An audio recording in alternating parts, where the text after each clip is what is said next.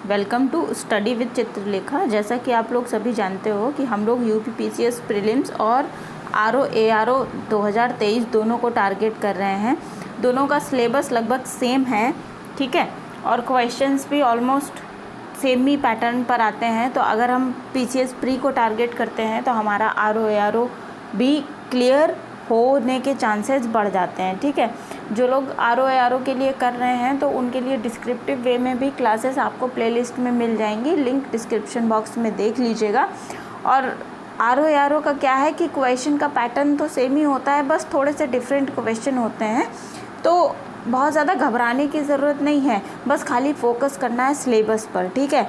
तो आज की क्लास में हम क्या करेंगे, आज की क्लास में हम सेट नंबर 39 कर रहे हैं। इससे पहले 38 सेट पेपर हम लोग कर चुके हैं।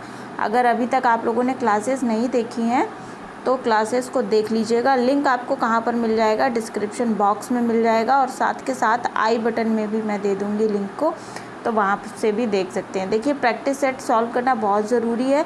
अगर अभी तक 38 सेट हो चुके हैं, आपने नहीं सॉल्व किए हैं तो कर लीजिए। जीएस मिलेगा आपको, इसके साथ साथ आपको करंट अफेयर्स भी मिल जाएगा मंथली बेसिस पे, ठीक है। तो सारे के सारे पेपर सॉल्व कर लीजिएगा। और अगर आप लोग चैनल पर पहली बार आए हो तो चैनल को सब्सक्राइब कर लीजिएगा। सब्सक्राइब करके बेल आइकन प्रेस कर दीजिएगा, जिससे कि आने वाले सभी वीडियो की जानकारी आपके पास सबसे पहले पहुंच जाएगी। तो और अगर वीडियो पसंद आता है तो वीडियो को प्लीज़ लाइक ज़रूर करिएगा, और कमेंट सेक्शन में मुझे बताइएगा कि आपको क्लास कैसी लगी। और अगर कोई सजेशन है तो वो भी कमेंट सेक्शन में बताइएगा, मैं उस पर ज़रूर काम करूँगी। आज की क्लास में हम लोग टारगेट करने वाले हैं केंद्रीय विधायिका को, उसके साथ साथ हम राज्य विधानसभाओं और विधान परिषदों पर भी चर्चा करेंगे, ठीक है। तो देखिए, आज का पहला क्वेश्चन देखिए, निम्नलिखित में से किसने भारत के राष्ट्रपति के पद का ग्रहण करने से पूर्व उपराष्ट्रपति के पद पर काम नहीं किया है। तो ये जो 4 नाम आपको दे रखे हैं, डॉक्टर शंकर दयाल शर्मा, नीलम संजीव रेड्डी और डॉक्टर जाकिर हुसैन और आर वेंकट रमन, तो इसमें से जो भी उपराष्ट्रपति के पद पर नहीं रहे हैं वे हैं नीलम संजीव रेड्डी। ऑप्शन नंबर 2 जो है क्वेश्चन का करेक्ट आंसर हो जाएगा। और यही एक इन चारों में से ऐसे राष्ट्रपति हैं जिन्होंने पूर्व में उपराष्ट्रपति के पद पर काम नहीं किया होता है, ठीक है। जो उपराष्ट्रपति का पद है ये एक संवैधानिक पद है और देश का दूसरा सर्वोच्च पद होता है। राष्ट्रपति के बाद प्रथम सर्वोच्च पद किसका होता है, राष्ट्रपति का होता है, ठीक है। संविधान के अनुच्छेद 63 में आपको उपराष्ट्रपति के पद का जो उल्लेख है वो मिलेगा, और के लिए कोई प्रत्यक्ष रूप से चुनाव नहीं होता है, अप्रत्यक्ष रूप से चुनाव होता है एकल संक्रमणीय मत पद्धति के द्वारा, ठीक है। एक निर्वाचक मंडल होता है जिसमें कि लोकसभा और राज्यसभा के सभी सदस्य सम्मिलित होते हैं, ठीक है। तो ये सारी बातें ध्यान रखिएगा। और एक और महत्वपूर्ण बात जो कि ये है कि जो उपराष्ट्रपति होता है ये राज्यसभा का पदेन सभापति होता है, ठीक है। और इनको वेतन और भत्ते भी किसके लिए मिलते हैं, राज्यसभा के पदेन सभापति के लिए मिलते हैं। राष्ट्रपति और उपराष्ट्रपति की एक डिस्क्रिप्टिव क्लास आपको मिल जाएगी, डिस्क्रिप्शन बॉक्स में मैं लिंक दे दूँगी। वहाँ पर राष्ट्रपति और उपराष्ट्रपति की थ्योरी पूरी तरीके से मैंने पढ़ाई है, ठीक है। वहाँ से कोई भी क्वेश्चन छूटेगा नहीं आपका, एक बार क्लास को कर लीजिएगा। और क्लास कैसी लगी कमेंट सेक्शन में ज़रूर बताइएगा। नेक्स्ट क्वेश्चन पर आइएगा। भारत के राष्ट्रपति के विशेष अभिभाषण के संदर्भ में निम्नलिखित में से कौन से कथन सही हैं। पहला कथन है, राष्ट्रपति लोकसभा के साधारण निर्वाचन के पश्चात प्रथम सत्र और प्रत्येक वर्ष के प्रथम सत्र के आरंभ में संसद के दोनों सदनों की संयुक्त बैठक को संबोधित करता है। तो ये वाला कथन सही है। अभी जब नई लोकसभा का गठन हुआ था, ठीक है, तब राष्ट्रपति ने अभिभाषण दिया था, आप लोगों को शायद याद होगा। राष्ट्रपति अपने अभिभाषण में संसद को उसके आह्वान के कारणों के विषय में सूचित करता है, और ये भी बिल्कुल सही बात है। राष्ट्रपति जब भी अभिभाषण देता है संसद के दोनों सदनों में, तो वो अभिभाषण क्यों दे रहे हैं या संसद को क्यों आह्वानित किया गया है उसका भी विषय के बारे में बताते हैं। तो इस प्रकार से हमारे दोनों ही कथन सही हैं। तो हमारे क्वेश्चन का जो करेक्ट आंसर है ये ऑप्शन नंबर 3 है। 1 और 2 दोनों सही हैं, ठीक है। नेक्स्ट क्वेश्चन पर आइएगा। यहाँ पर आपको 2 सूचियाँ मिली हैं, एक में आपको राज्य दे रखे हैं, दूसरी तरफ राज्यसभा में सीटों का प्रतिनिधित्व दे रखा है। तो देखिए, राज्य में जो पहला राज्य है ये है राजस्थान, और राजस्थान में कितनी सीटें हैं राज्यसभा की? 10 सीटें हैं। ठीक है, तो इसको मैच कर दीजिए आप लोग ए से। उसके बाद गुजरात की कितनी सीटें हैं? गुजरात की हो जाएंगी 11 सीटें। ठीक है, 11 सीटें सी से मैच हो जाएगा। और कर्नाटक की कितनी हो जाएंगी? 12 सीटें हो जाएंगी। पंजाब की 7 सीटें हो जाएंगी। बहुत ही इंपॉर्टेंट क्वेश्चन है। देखिए, इस प्रकार के क्वेश्चन बहुत ही बेसिक और फैक्चुअल क्वेश्चन होते हैं, तो ये सारे टाइप के क्वेश्चन जो हैं आप लोगों को पता होने चाहिए, एग्जाम्स में पूछे जाते हैं। ठीक है, चलिए नेक्स्ट क्वेश्चन पर आइएगा। नेक्स्ट क्वेश्चन क्या है? निम्नलिखित में नीचे 2 कथन दिए गए हुए हैं, जिनमें से एक को अभिकथन और दूसरे को कारण आर कहा गया है। इन्हीं के आधार पर हमें क्या करना है? अपना उत्तर चुनना है। ठीक है, जो अभिकथन है, भारत में मंत्रिपरिषद सामूहिक रूप से लोकसभा और राज्यसभा दोनों के प्रति उत्तरदायी होती है। नहीं, अभिकथन यहाँ पर गलत है। जो मंत्रिपरिषद है ये सामूहिक रूप से केवल लोकसभा के प्रति उत्तरदायी होती है, राज्यसभा के प्रति नहीं। ठीक है, तो अभिकथन गलत हो जाएगा। लोकसभा और राज्यसभा दोनों के सदस्य संघीय सरकार में मंत्री बनने की पात्रता रखते हैं। दूसरा वाला जो कारण आ रहा है ये सही है, लेकिन अभिकथन गलत है। तो हमारे क्वेश्चन का जो करेक्ट ऑप्शन बनेगा ये बनेगा ऑप्शन नंबर 4। ए गलत है किंतु आर सही है। ठीक है, संविधान का जो अनुच्छेद 75(3) है उसमें क्या कहा गया है? मंत्रिपरिषद सामूहिक रूप से लोकसभा के प्रति उत्तरदायी होती है, जैसा कि मैंने आप लोगों को बताया। ठीक है, तो इसीलिए अभिकथन 1 जो है असत्य हो जाएगा। ठीक है, इसके अलावा अविश्वास प्रस्ताव, स्थगन प्रस्ताव, निंदा प्रस्ताव भी लाए जाते हैं, जो कि केवल लोकसभा में ही लाए जाते हैं। ठीक है, तो ये बात भी आप लोग ध्यान रखिएगा। अगला क्वेश्चन क्या है? अगला क्वेश्चन आपसे पूछ रहा है शून्यकाल के बारे में। भारतीय संसद की कार्यवाही में शून्यकाल का क्या अर्थ है? तो देखिए, प्रश्नकाल जो होता है, प्रश्नकाल के ठीक बाद 11 से 12 बजे तक प्रश्नकाल होता है, और 12 बजे से 1 बजे तक का या जो 1 घंटा होता है प्रश्नकाल के ठीक पश्चात शून्यकाल होता है। तो ऑप्शन नंबर 4 क्वेश्चन का करेक्ट आंसर हो जाएगा। ठीक है, प्रश्नकाल के ठीक पश्चात का काल। शून्यकाल क्या है? इसे 1962 में संसद में इंट्रोड्यूस किया गया था, और ये वो समय है जब संसद के सदस्य जो सांसद होते हैं तत्काल सार्वजनिक महत्व का मुद्दा उठा सकते हैं बिना किसी सूचना के। ठीक है, ये प्रश्नकाल के तुरंत बाद होता है और तब तक चलता है जब तक कि दिन का एजेंडा नहीं लिया जाता है। ठीक है, दूसरे शब्दों में यदि कहा जाए तो प्रश्नकाल और कार्यसूची के बीच के समय का जो समय होता है उसको क्या कहा जाता है? शून्यकाल कहा जाता है, और प्रक्रिया नियमों में इसका उल्लेख भी आपको नहीं मिलेगा। तो ये इम्पॉर्टेंट पॉइंट है कि प्रक्रिया नियमों में क्या शून्यकाल का उल्लेख है? तो आप कहोगे नहीं है। ठीक है, प्रश्नकाल में क्या होता है कि जो संसदीय बैठक होती है ये पहला घंटा प्रश्नकाल के लिए निर्धारित किया जाता है, और जो सांसद होते हैं, मंत्री होते हैं, वे क्या करते हैं? सवाल पूछते हैं और मंत्री इसका जवाब देते हैं। ठीक है, तो सारी चीज़ें ध्यान रखिएगा। नेक्स्ट क्वेश्चन को देखिए। निम्नलिखित में से कौन सा विधेयक राज्यसभा में प्रथम बार प्रस्तावित नहीं किया जा सकता? तो राज्यसभा में धन विधेयक पेश नहीं किया जा सकता है। प्रस्तावित करना या पेश करना एक ही बात है। धन विधेयक को केवल लोकसभा में पेश किया जा सकता है, और धन विधेयक किसके अंतर्गत आता है? अनुच्छेद 110 के अंतर्गत आता है। तो ध्यान रखिएगा, ऑप्शन नंबर 4 क्वेश्चन का करेक्ट आंसर है। नेक्स्ट क्वेश्चन पर आइए। नेक्स्ट क्वेश्चन क्या है? भारतीय संसद की लोक लेखा समिति समीक्षा करती है। ठीक है, समीक्षा है, ये समीक्षा करती है। तो नियंत्रक एवं महालेखा परीक्षक मतलब कैग जो होते हैं, जो प्रतिवेदन देते हैं, जो रिपोर्ट देते हैं, तो लोक लेखा समिति उसकी समीक्षा करती है। ऑप्शन नंबर 1 हमारे क्वेश्चन का करेक्ट आंसर है। नेक्स्ट क्वेश्चन को देखिएगा। यदि डैश के सदस्यों के बहुमत से अविश्वास प्रस्ताव पारित हो जाता है तो मंत्रिपरिषद को इस्तीफा देता है। यदि लोकसभा के सदस्यों के बहुमत से अविश्वास प्रस्ताव पारित हो जाता है तो मंत्रिपरिषद इस्तीफा देती है। इसीलिए ही कहा जाता है कि जो मंत्रिपरिषद है वो लोकसभा के प्रति सामूहिक रूप से उत्तरदायी होती है। ठीक है, तो ऑप्शन नंबर 1 जो है क्वेश्चन का करेक्ट आंसर है। अगले क्वेश्चन पर आइए। अगला क्वेश्चन कह रहा है निम्नलिखित में से कौन भारत के उपराष्ट्रपति का चुनाव करता है, मतलब उनका निर्वाचक मंडल क्या है। इस क्वेश्चन को हम पहले भी डिस्कस कर चुके हैं। ठीक है, लोकसभा और राज्यसभा के सभी सदस्य निर्वाचित प्लस नॉमिनेटेड दोनों ही मिलकर निर्वाचक मंडल का निर्माण करते हैं और ये एकल संक्रमणीय मत पद्धति के द्वारा अप्रत्यक्ष रूप से होता है। ठीक है, तो ऑप्शन नंबर 1 क्वेश्चन का करेक्ट आंसर हो जाएगा, केवल 1 और 2। ठीक है, नेक्स्ट क्वेश्चन को देखिएगा, किसी राज्य की विधानसभा में कोई धन विधेयक किसकी सिफारिशों पर प्रस्तुत किया जा सकता है? तो देखिए, राज्य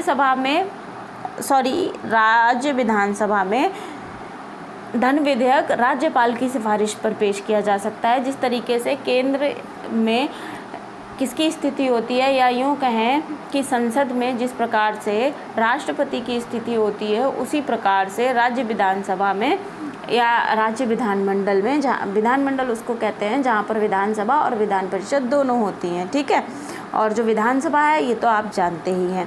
तो राज्य विधानमंडल में राज्यपाल का वही स्थान होता है जो कि राष्ट्रपति का संसद में होता है। तो ऑप्शन नंबर 2 हमारे क्वेश्चन का करेक्ट आंसर हो जाएगा। नेक्स्ट क्वेश्चन पर आइएगा, मंत्रिपरिषद सामूहिक रूप से किसके प्रति उत्तरदायी होती है? तो लोकसभा के प्रति उत्तरदायी होती है। देखिए, ये क्वेश्चन हम ऊपर डिस्कस कर चुके हैं, कई बार आया हुआ क्वेश्चन है ये, बस लैंग्वेज को बदल के पूछ दिया जाता है, इम्पॉर्टेंट क्वेश्चन है। नेक्स्ट क्वेश्चन देखिए, संसद राज्य सूची के किसी विषय पर कानून बना सकती है? संसद राज्य सूची के किसी विषय पर केवल तभी कानून बना सकती है जब राज्यसभा ऐसा प्रस्ताव पारित कर देती है। ये राज्यसभा की अनन्य शक्तियों में से एक है। ठीक है, तो इसको ध्यान रखेंगे, ऑप्शन नंबर 2 क्वेश्चन का करेक्ट आंसर है। नेक्स्ट क्वेश्चन पर आइएगा। नेक्स्ट क्वेश्चन क्या है, भारत के निम्नलिखित राष्ट्रपतियों में से कौन श्रमिक आंदोलन संघ से जुड़े हुए थे? तो जो वीवी गिरी हैं ये श्रमिक आंदोलन संघ से जुड़े हुए थे, ऑप्शन नंबर 1 करेक्ट ऑप्शन हो जाएगा। नेक्स्ट क्वेश्चन को देखिएगा, धन विधेयक डैश में पेश किया जा सकता है? धन विधेयक के बारे में हम डिस्कस कर चुके हैं, केवल लोकसभा में पेश किया जा सकता है और ये राष्ट्रपति की पूर्व अनुमति से पेश किया जाता है। ठीक है, ऑप्शन नंबर 1 क्वेश्चन का करेक्ट आंसर हो जाएगा। और राज्यसभा जो है धन विधेयक को केवल 14 दिनों के लिए रोक सकती है। ठीक है, इससे ज़्यादा समय के लिए यदि रोक के रखती है तो धन विधेयक को स्वतः पारित मान लिया जाता है। चलिए, अब आएंगे हम अगले क्वेश्चन पर। अगला क्वेश्चन क्या है, लोकसभा और राज्यसभा की संयुक्त बैठक किसके द्वारा बुलाई जाती है? तो ये आप लोगों को पहले भी क्वेश्चन अभी हम ऊपर कर चुके हैं कि लोकसभा और राज्यसभा की जो संयुक्त बैठक होती है, अभी जो हमारी लेटेस्ट लोकसभा गठित हुई थी उसके बाद जो धन्यवाद प्रस्ताव आया था, ठीक है, राष्ट्रपति के द्वारा वहाँ पर अभिभाषण किया जाता है। तो राज्यसभा और लोकसभा की जो संयुक्त बैठक होती है राष्ट्रपति के द्वारा बुलाई जाती है। ठीक है, तो ऑप्शन नंबर 1 करेक्ट आंसर हो जाएगा।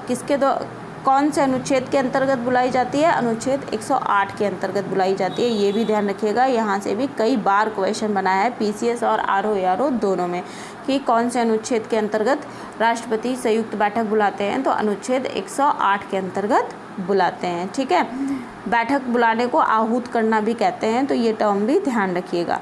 नेक्स्ट क्वेश्चन देखिएगा, भारत के संसद में सम्मिलित हैं तो राष्ट्रपति और दोनों सदन कौन से? लोकसभा और राज्यसभा तीनों मिलकर के क्या करते हैं? संसद का निर्माण करते हैं। तो ऑप्शन नंबर 4 करेक्ट ऑप्शन हो जाएगा। नेक्स्ट क्वेश्चन देखिएगा, निम्नलिखित में से कौन सा कथन सही नहीं है? तो पहला क्या है, संविधान संशोधन विधेयक को सदन के दोनों सदनों द्वारा अलग अलग विशेष बहुमत से पारित किया जाता है। संसद है ये, संसद इसको कर लीजिएगा, संसद के दोनों सदनों के द्वारा अलग अलग विशेष बहुमत से पारित किया जाता है।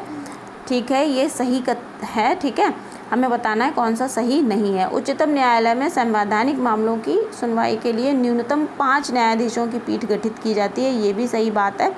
प्रेस की स्वतंत्रता जो है मौलिक अधिकार है और ये भाषण एवं अभिव्यक्ति की स्वतंत्रता में ही निहित है। ठीक है, चौथा का क्या है? चौथा स्टेटमेंट जो है, डॉक्टर जाकिर हुसैन भारत के प्रथम उपराष्ट्रपति थे, ये गलत है। ठीक है, जो डॉक्टर राधाकृष्णन सर्वपल्ली थे ये भारत के प्रथम उपराष्ट्रपति थे और इसलिए हमारा जो सही नहीं है कथन ये है ऑप्शन नंबर 4 क्वेश्चन का करेक्ट आंसर ऑप्शन नंबर 4 हो जाएगा। अगला क्वेश्चन देखिएगा, निम्नलिखित में से कौन संसद के दोनों सदनों की संयुक्त बैठक की अध्यक्षता करेगा? बहुत ही इम्पॉर्टेंट क्वेश्चन है। देखिए, संसद के दोनों सदनों की संयुक्त बैठक किसके द्वारा बुलाई जाती है? राष्ट्रपति के द्वारा बुलाई जाती है। कौन से अनुच्छेद के अंतर्गत बुलाई जाती है? अनुच्छेद 108 के अंतर्गत बुलाई जाती है। और इसकी अध्यक्षता कौन करेगा? लोकसभा अध्यक्ष करते हैं, ठीक है। यदि लोकसभा अध्यक्ष अनुपस्थित होते हैं, उनके अनुपस्थिति में कौन करेंगे? लोकसभा के उपाध्यक्ष करेंगे। तो ऑप्शन नंबर 4 जो है क्वेश्चन का करेक्ट आंसर हो जाएगा, ध्यान रखिएगा इसको। नेक्स्ट क्वेश्चन पर आइएगा। राष्ट्रपति के द्वारा आंग्ल भारतीय एंग्लो इंडियन समुदाय से कितने सदस्यों को मनोनीत किया जा सकता है यदि उनकी राय में उस समुदाय को लोकसभा में पर्याप्त प्रतिनिधित्व नहीं है? तो 2 सदस्य राष्ट्रपति के द्वारा एंग्लो इंडियन समुदाय से मनोनीत किए जाते हैं, ठीक है। तो ऑप्शन नंबर 4 क्वेश्चन का करेक्ट आंसर हो जाएगा। नेक्स्ट क्वेश्चन देखिएगा। भारतीय संसद की लोक लेखा समिति के अध्यक्ष को कौन नामित करता है? तो जो लोक लेखा समिति के अध्यक्ष होता है उसको नॉमिनेट किया जाता है लोकसभा अध्यक्ष के द्वारा। ऑप्शन नंबर 1 क्वेश्चन का करेक्ट आंसर है। नेक्स्ट क्वेश्चन को देखिए। भारत के राष्ट्रपति पर महाभियोग चलाने के लिए कम से कम कितने दिनों पूर्व सूचना देनी होती है? कम से कम 14 दिनों पूर्व सूचना देनी होती है और ये सूचना लिखित रूप में राष्ट्रपति को दी जानी चाहिए। महाभियोग के लिए किसी भी सदन में विधेयक पेश किया जा सकता है, ये बात भी ध्यान रखिएगा। राष्ट्रपति एवं उपराष्ट्रपति की क्लासेस डिस्क्रिप्टिव थ्योरी आपको लिंक डिस्क्रिप्शन बॉक्स में मिल जाएगा। जैसा कि मैंने बताया, सारी बातें वहाँ पर डिस्कस की गई हैं कि राष्ट्रपति का पद और उपराष्ट्रपति के पद के बारे में, नियम एवं शर्तें, महाभियोग, ठीक है, शक्तियाँ, वेतन भत्ते और जो भी राष्ट्रपति से जुड़े हुए क्वेश्चंस बनते हैं सारे आपको इस क्लास में मिल जाएंगे। चलिए नेक्स्ट क्वेश्चन पर आइएगा। नेक्स्ट क्वेश्चन है भारतीय संसद में होते हैं, तो यहाँ पर हमारे पास जो 4 हैं ऑप्शंस, राष्ट्रपति, राज्यसभा, लोकसभा और उपाध्यक्ष। तो हमें पता है संसद जो है राष्ट्रपति, राज्यसभा और लोकसभा से मिलकर बनती है। तो ऑप्शन नंबर 1, 2 और 3 हमारे क्वेश्चन का करेक्ट आंसर हो जाएगा। अगले क्वेश्चन पर आइए। राज्यसभा के बारे में निम्नलिखित में से कौन सा कथन सही है? हमारे पास 4 कथन है। यह विघटन के अधीन नहीं है, ये बिल्कुल सही बात है। राज्यसभा को विघटित नहीं किया जा सकता है। इसका कार्यकाल जो है कितने वर्ष का होता है? 5 वर्ष का होता है, ये गलत है, ठीक है। इसके 1/3 सदस्य हर 2 साल के बाद सेवानिवृत्त होते रहते हैं, ये सही है। इसके सदस्य की आयु 25 वर्ष से कम नहीं होनी चाहिए, ये भी गलत हो जाएगा, ठीक। तो जो क्वेश्चन का करेक्ट आंसर बनेगा ये बनेगा केवल 1 और 3 ही सही है, बाकी के 2 गलत हैं, ठीक है। Option number 3। नेक्स्ट क्वेश्चन को देखिएगा। निम्नलिखित में से कौन भारत के राष्ट्रपति के चुनाव के निर्वाचक मंडल में शामिल नहीं होते हैं? तो जो राज्यों की विधान परिषद होते हैं, विधान परिषद की निर्वाचित सदस्य शामिल नहीं होते हैं, ठीक है। ऑप्शन नंबर 4 क्वेश्चन का करेक्ट आंसर हो जाएगा। नेक्स्ट क्वेश्चन को देखिएगा। संसद में शून्यकाल का समय कौन सा होता है? तो जैसा कि हमने ऊपर डिस्कस किया था, शून्यकाल 12 बजे से 1 बजे तक होता है, ठीक है। ये प्रश्नकाल के ठीक बाद होता है। तो ऑप्शन नंबर 4 क्वेश्चन का करेक्ट आंसर है। संघ की कार्यकारी शक्ति किस में निहित होती है? तो ये राष्ट्रपति में निहित होती है। राष्ट्रपति जो होता है भारत का प्रथम नागरिक होता है और ये भारत का सर्वोच्च पद होता है, ठीक है। और जो भी भारत में राजनीतिक कार्य होते हैं सब कुछ राष्ट्रपति के नाम से ही किया जाता है।